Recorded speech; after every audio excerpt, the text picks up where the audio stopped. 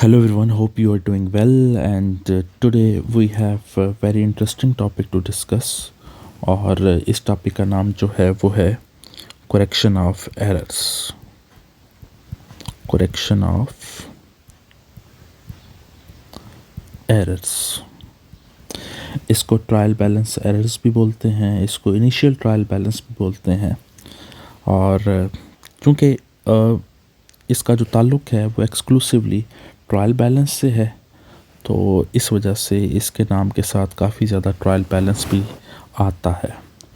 अब correction of errors का topic जब भी आपने डिस्कस करना है तो आपने अपने ज़हन के अंदर ट्रायल बैलेंस लेके आना है। आपको पता है कि अगर अकाउंटिंग साइकिल की बात की जाए तो जर्नल बनाया जाता है और जर्नल के बाद लेजर बनाया जाता है, फिर ट्रायल बैलेंस बनता है और फिर फाइनेंशियल स्टेटमेंट्स बनती हैं। तो अब हम अपने ज़हन में ट्रायल बैलेंस लेके आते हैं, तो मैं आपके सामने ट्रायल बैलेंस का फॉर्मेट बनाने लगा हूँ। आप ज़रा देखिएगा, आपने ऑलरेडी ट्रायल बैलेंस के बारे में पढ़ा हुआ है। तो ट्रायल बैलेंस की शक्ल कुछ इस तरह की नज़र आती है। तो this is like a trial balance. Let me give the headings over here. Trial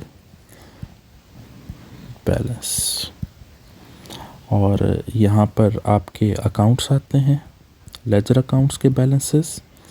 इधर आपका डेबिट आता है और इधर आपका क्रेडिट आता है।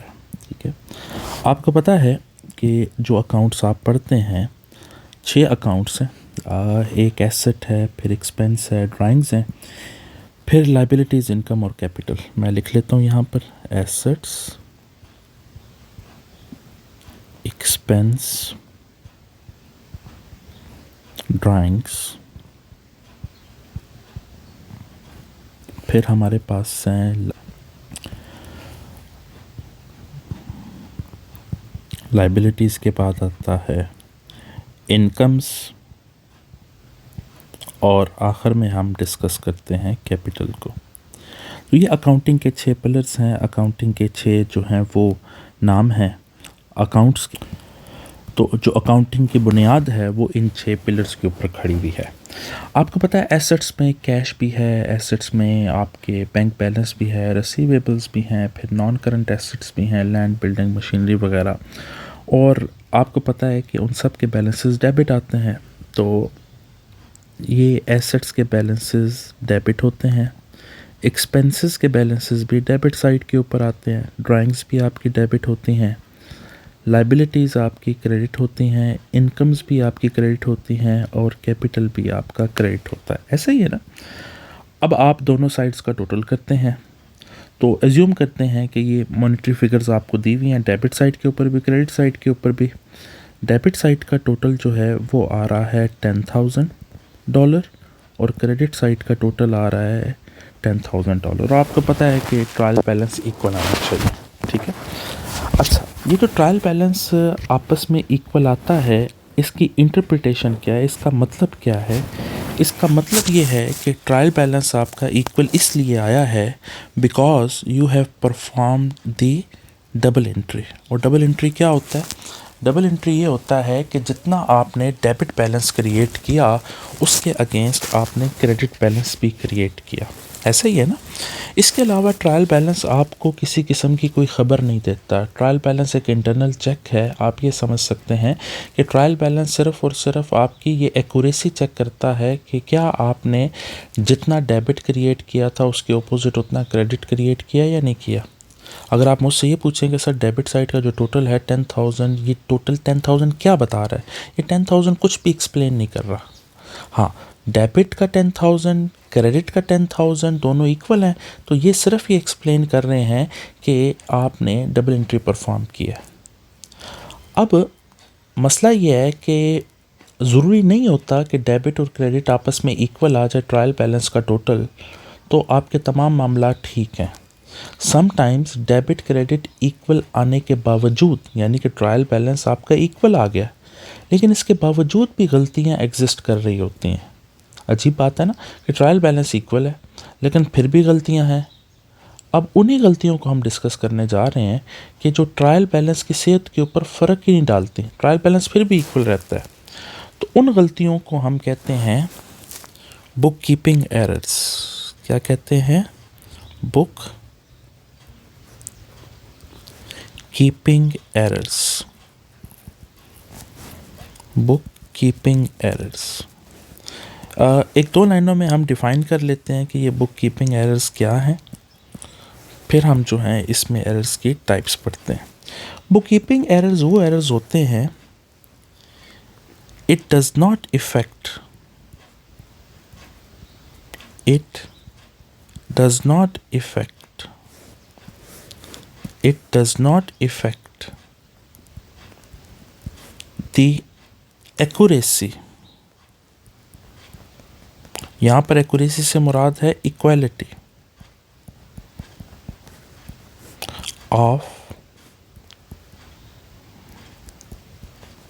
trial balance। Book keeping error वो एरर हैं कि ये हो भी जाएं तो ट्रायल बैलेंस आपका इक्वल रहता है। अच्छा, इसके अलावा और क्या कह सकते हैं बुक कीपिंग एरर के बारे में, कि ये वो एरर हैं, these errors can not be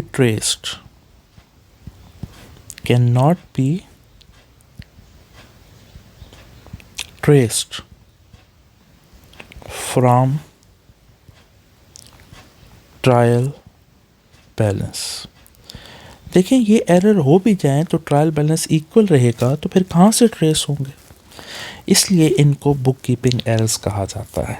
ठीक है, अब हम बारी बारी बुक कीपिंग एरर्स की टाइप्स डिस्कस करते हैं, ये कौन कौन सी किस्म के एरर होते हैं और ये ट्रायल बैलेंस के ऊपर क्यों असरअंदाज नहीं होते। तो हम इसकी लॉजिक अंडरस्टैंड करेंगे, हम इसको जस्टिफाई करेंगे। तो चलते हैं types of book keeping error की तरफ। अच्छा जी, जब भी आपने एरर्स का टॉपिक डिस्कस करना है, आपने अपने ज़हन में ट्रायल बैलेंस लाना है और उसके बाद आपने 3 कॉलम बना लेने हैं। मैं अभी जो आपके सामने बनाऊंगा वो 3 कॉलम होंगे। ये देखें, ये मैंने आपके सामने 3 कॉलम बनाए हैं। पहले कॉलम के ऊपर हम हेडिंग देंगे करेक्ट एंट्री की, करेक्ट एंट्री। दूसरे कॉलम के ऊपर हम हेडिंग देंगे रॉन्ग एंट्री की, और तीसरे कॉलम के ऊपर हम हेडिंग देंगे रेक्टिफाइंग एंट्री की। ठीक है, करेक्ट एंट्री, रॉन्ग एंट्री और रेक्टिफाइंग एंट्री। तो जब भी आपने डिस्कस करना है करेक्शन ऑफ एरर्स का टॉपिक, तो आपने ये 3 कॉलम्स बना लेने हैं। ठीक है, आपने जब भी सवाल को हल करना है पेपर में या किट में 3 कॉलम्स बना लेने हैं। अच्छा, अब बुक कीपिंग एरर की जो पहली टाइप है जो अभी हम डिस्कस करने लगे हैं, वो है number 1 is error of omission. Number 1 is error of omission. No, what is this error of omission, ये हम डिस्कस करने लगे हैं। देखें, मैं आपको एग्जांपल से समझाता हूँ तो फिर आपको इजीली समझ आ जाएगा। एज्यूम करते हैं कि हम बिज़नेस कर रहे हैं, हमने अपने अकाउंटेंट से कहा कि यार ऐसा है कि हमने कैश के ऊपर चीज़ें बेची हैं, तो आप एंट्री पास करें कैश को डेबिट और सेल्स को क्रेडिट $500 से। ये हमने उसको कहा कि ये करो। तो पहले कॉलम में जो एक्चुअल एंट्री होनी चाहिए थी वो हम रिकॉर्ड करेंगे। उसे चाहिए था कि वो रिकॉर्ड करता कैश को डेबिट 500 से और सेल को क्रेडिट 500 से। ये एंट्री उसको रिकॉर्ड करनी चाहिए थी। अब उसने गलती क्या की, रॉन्ग एंट्री में डिस्कस करते हैं। उसने गलती ये की कि उसने ये एंट्री रिकॉर्ड ही नहीं की, भूल गया वो रिकॉर्ड करना। कंप्लीट ओमिशन, मतलब ना उसने डेबिट कुछ किया ना ही उसने क्रेडिट कुछ किया। जब उसने डेबिट भी कुछ नहीं किया, क्रेडिट भी कुछ नहीं किया, तो अल्टीमेटली ट्रायल बैलेंस तो इफ़ेक्ट नहीं हुआ। ट्रायल बैलेंस इफ़ेक्ट होने से मुराद है कि ट्रायल बैलेंस की डेबिट और क्रेडिट साइड तो इक्वल ही रही ना, ये एंट्री नहीं गई, तो इसने ट्रायल बैलेंस को तो इफ़ेक्ट ही नहीं किया। लेकिन चूंकि ये गलती है तो इसको ठीक भी करना है। तो इसको ठीक कैसे करेंगे कि अब कैश को डेबिट कर देंगे। रेक्टिफाइंग एंट्री का मतलब है अब ठीक करना है। کیش کو اب ڈیبٹ کر دیں گے اور سیل کو اب کریڈٹ کر دیں گے. تو یہ انٹری آپ اس طرح ٹھیک کر دیں گے کس میں؟ ریکٹیفائنگ کالم میں. اب سمجھ آ گئی ہے کہ ایرر آف اومیشن کیا تھا؟ انٹری ریکارڈ ہونی چاہیے تھی. کریکٹ انٹری کا مطلب یہ انٹری ہونی چاہیے تھی. رانگ انٹری کا مطلب آپ نے ریکارڈ ہی نہیں کی، ڈیبٹ بھی نہیں کیا، کریڈٹ بھی نہیں کیا. اس کو ایرر آف کمپلیٹ اومیشن بھی بولتے ہیں. ریکٹیفائنگ انٹری سے مراد یہ ہے کہ اب اس کو ریکارڈ کرنا ہے تو اب ٹھیک کرنا ہے. تو ریکٹیفائنگ انٹری ہم نے کیا کیا؟ جو نہیں ریکارڈ کیا اب ریکارڈ کر دیے، کیش ڈیبٹ اور سیلز کریڈٹ. اب امپورٹنٹ بات یہ ہے کہ یہ جو ریکٹیفائنگ انٹریز ہیں یہ بکس آف پرائم انٹری جب میں نے آپ کو پڑھایا تھا اس میں نے آپ کو سمپل جرنل یا ٹرانسفر جرنل سمجھایا تھا کہ جس میں ان یوزول ٹرانزیکشنز ریکارڈ ہوتی ہیں. تو یہ ریکٹیفائنگ انٹری اس ٹرانسفر جرنل میں ریکارڈ ہوں گی. سمجھا گئی بات کی؟ آگے چلتے ہیں. نمبر 2 جو ہمارے پاس ایرر ہے وہ ہے error of commission. Error of commission. اب ایرر آف کمیشن کیا ہے؟ میں چھوٹی سی ڈیفینیشن لکھوں گا ایرر آف کمیشن کی، اس کے بعد ہم اس کو ڈسکس کرتے ہیں. دیکھیں جی، ایرر آف کمیشن یہ ہے کہ اس میں آپ نیچر آف اکاؤنٹ تو ٹھیک ریکارڈ کرتے ہیں، نیچر اکاؤنٹ کی وہ بالکل کریکٹ ریکارڈ کرتے ہیں، لیکن جو اکاؤنٹ کا ٹائٹل ہے وہ آپ غلط ریکارڈ کر دیتے ہیں. نیچر آف اکاؤنٹ تو آپ ٹھیک ریکارڈ کرتے ہیں، لیکن جو اکاؤنٹ کا ٹائٹل ہے وہ آپ غلط ریکارڈ کر دیتے ہیں. رانگ، وہ آپ غلط ریکارڈ کرتے ہیں. جیسے میں آپ کو ایگزامپل دیتا ہوں تو آپ کو سمجھ آ جائے گا. دیکھیں، ہمیں چاہیے تھا کہ ہم ٹیلی فون ایکسپینس کو ڈیبٹ کرتے. ہم نے ٹیلی فون ایکسپینس پے کیا ہے تو ہم نے اپنے اکاؤنٹنٹ سے کہا یا ٹیلی فون ایکسپینس کو ڈیبٹ کرو، کیش کو کریڈٹ کرو $200 سے. تو اسے چاہیے تھا انٹری ریکارڈ کرتا ٹیلی فون ایکسپینس ڈیبٹ 200 سے اور کیش کو کریڈٹ 200 سے. یہ انٹری اس کو ریکارڈ کرنی چاہیے تھی. اب ایرر آف کمیشن کیا ہے؟ اس نے ٹیلی فون ایکسپینس کی بجائے رینٹ ایکسپینس کو ڈیبٹ کر دیا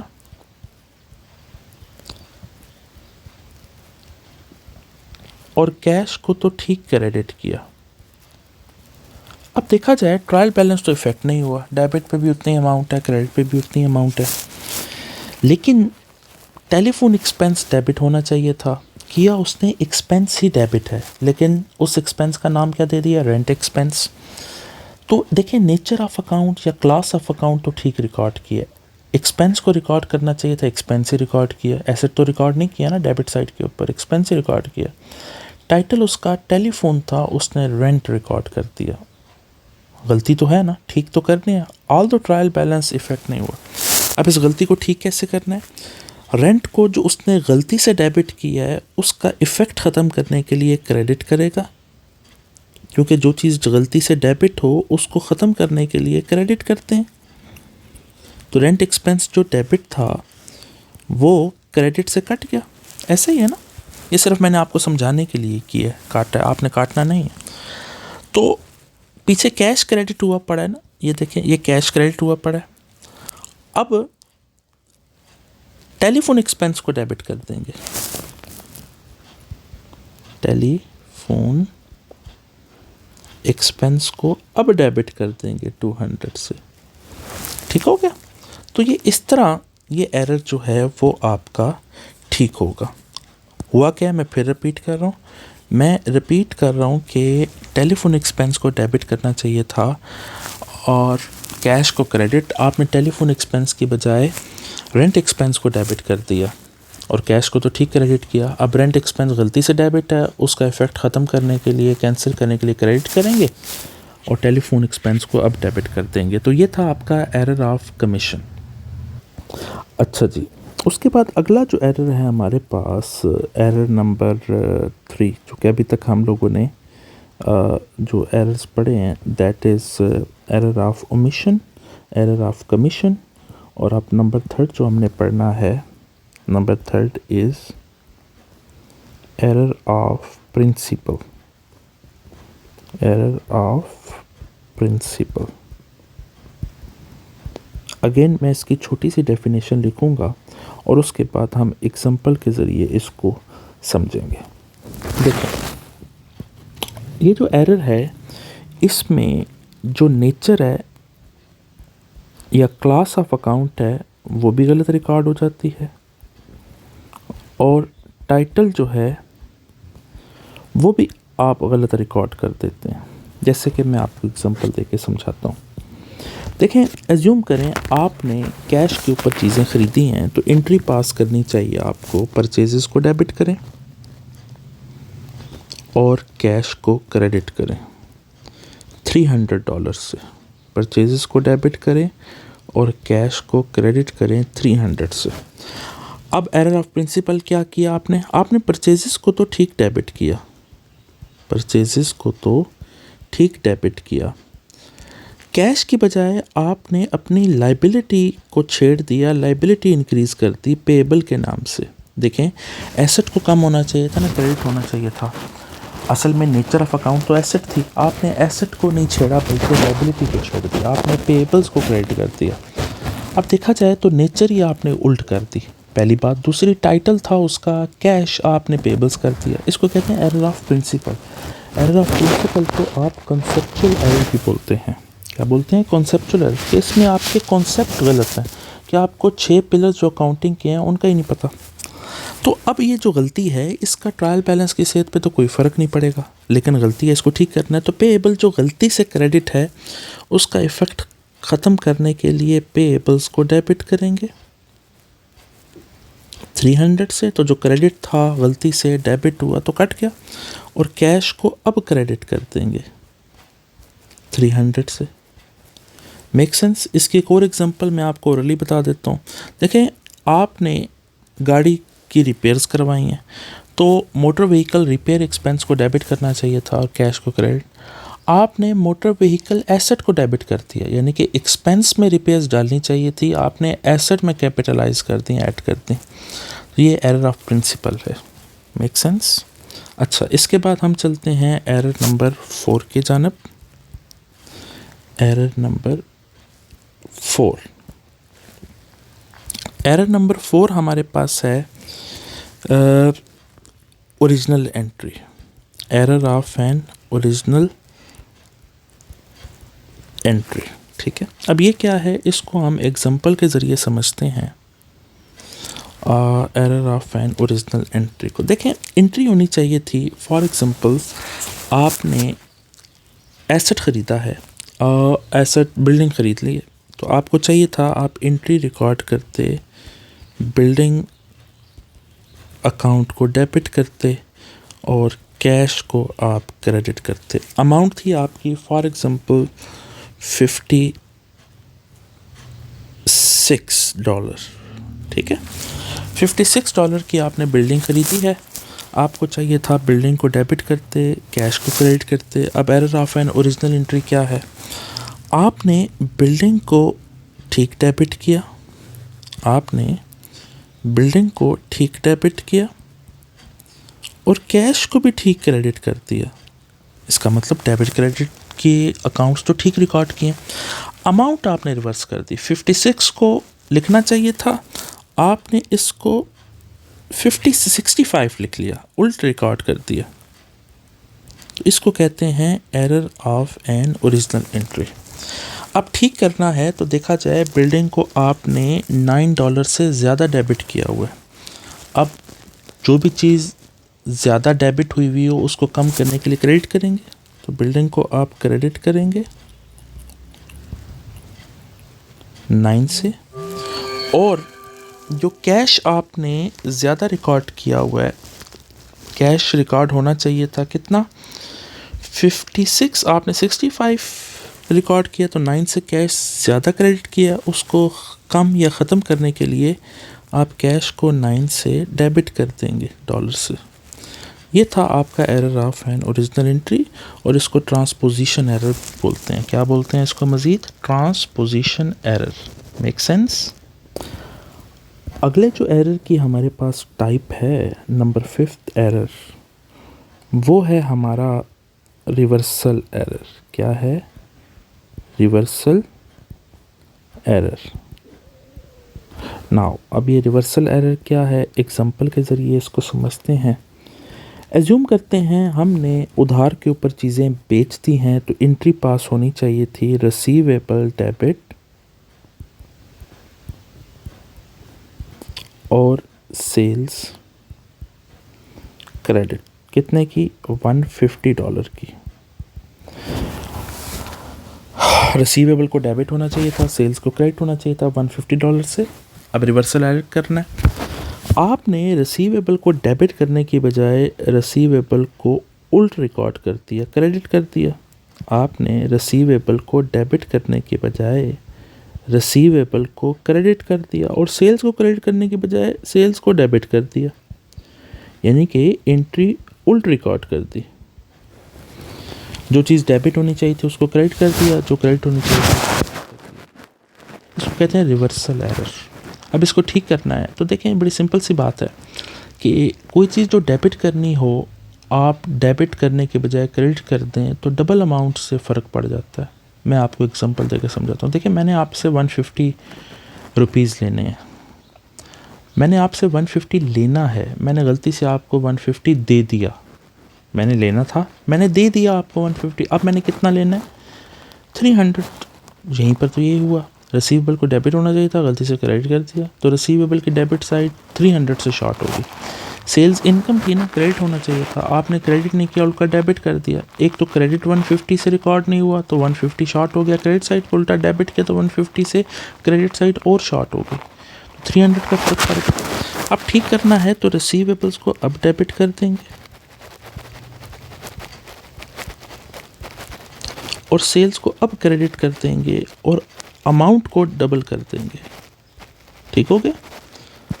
تو جب بھی ریورسل ایرر کو ٹھیک کرنا ہے تو اماؤنٹ کو کیا کر دینا ہے؟ ڈبل کر دینا ہے. ہمارے پاس بک کیپنگ ایرر میں جو آخری ایرر ہے وہ ہے کمپنسیٹنگ ایرر. کیا ہے؟ Compensating error. Compensating error. اچھا، کمپنسیٹنگ ایرر کی میں چھوٹی سی ڈیفینیشن لکھوں گا، پھر ہم اس کو انڈرسٹینڈ کریں گے. کمپنسیٹنگ ایررز کا مطلب کیا ہے؟ To errors occur in such a way. To errors occurs in such a way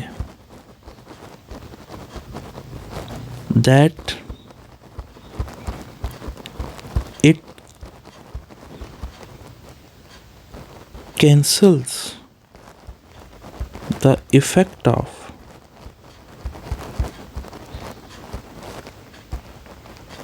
each others. کہتا ہے کہ دو ایررز ایسے اکر ہو جائیں کہ ان کا ایفیکٹ آپس میں کیا ہو جائے؟ کینسل ہو جائے. اس کو آپ کمپنسیٹنگ ایرر کہتے ہیں.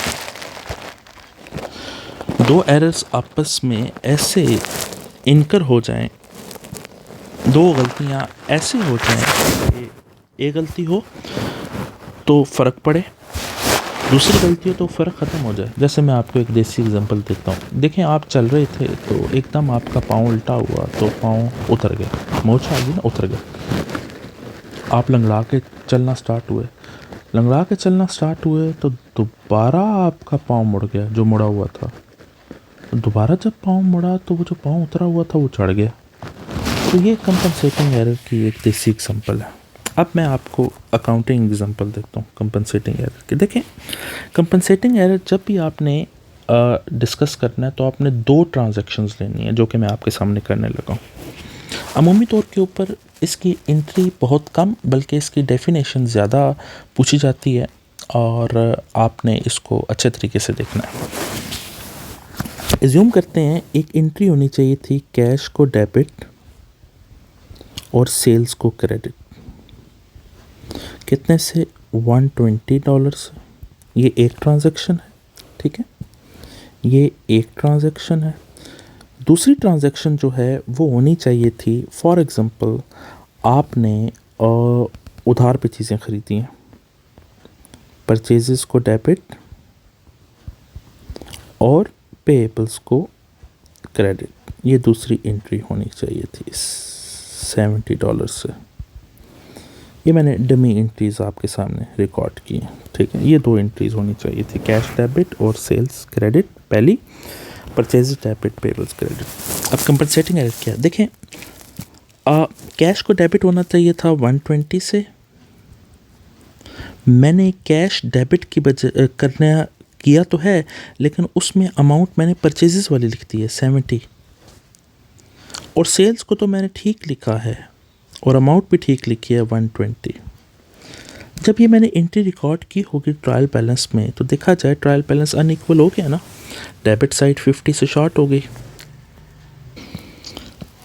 دوسری انٹری میں کیا کیا، دوسری انٹری میں بیسیکلی پرچیزز کو ڈیبٹ ہونا چاہیے تھا، میں نے بھی ڈیبٹ ہی کیا، لیکن پرچیزز کی جگہ اماؤنٹ کی جگہ میں نے کیش کی اماؤنٹ لکھ دی 120، اور پے ایبل کو تو ٹھیک میں نے کریڈٹ کیا اور اماؤنٹ بھی ٹھیک لکھی 70. دیکھیں پہلی انٹری کی وجہ سے ڈیبٹ کریڈٹ ان ایکول ہوا تو ڈیبٹ سائڈ 50 سے شارٹ ہوگی. دوسری انٹری دیکھیں، دوسری انٹری میں ڈیبٹ سائڈ تو ٹھیک لکھی، کریڈٹ سائڈ 50 سے شارٹ ہوگی. اگر آپ ٹرائل بیلنس بنائیں تھوڑی دیر کے لیے، جو میں آپ کے سامنے بناتا ہوں، یہ دیکھیں، یہ میں ٹرائل بیلنس بنا لوں، اس کا فارمیٹ دیکھیں. ہوا کیا ہوگا، ہوا یہ ہوگا کہ ایک تو کیش آپ نے ڈیبٹ کیا 70 سے اور 120 سے آپ نے کریڈٹ کر دی سیلز، ٹھیک ہے. اب ڈیبٹ سائڈ 50 سے شارٹ ہو گئی. دوسری انٹری میں 120 سے آپ نے ڈیبٹ کیا اور 70 سے آپ نے کریڈٹ کر دی کیا، پیبلز. تو دیکھا جائے ڈیبٹ سائڈ پہ بھی 190، کریڈٹ سائڈ پہ بھی 190. تو یہ دو غلطیاں ایسی ہوئی ہیں کہ ٹرائل بیلنس ایکول آ گیا. ٹرائل بیلنس جو ان ایکول تھا وہ ایکول آ گیا. ایک غلطی ہوئی، ٹرائل بیلنس ان ایکول ہوا، دوسری غلطی ہوئی دوبارہ تو ٹرائل بیلنس ایکول آ گیا. لیکن یہ غلطی تو ہے، اس کو ٹھیک کرنا ہے. کیش کو ڈیبٹ کرنا چاہیے تھا 120 سے، آپ نے ڈیبٹ کیا 70 سے، تو 50 سے کم ڈیبٹ کیا، تو اب ڈیبٹ کر لیتے ہیں کیش کو 50 سے. یہ لیں. پرچیزز کو ڈیبٹ کرنا چاہیے تھا 70 سے، آپ نے 120 سے ڈیبٹ کر لیا، تو پرچیزز کو 50 سے زیادہ ڈیبٹ کیا. اب پرچیزز کو کم کرنا ہے تو اب کریڈٹ کر دیں گے 50 سے.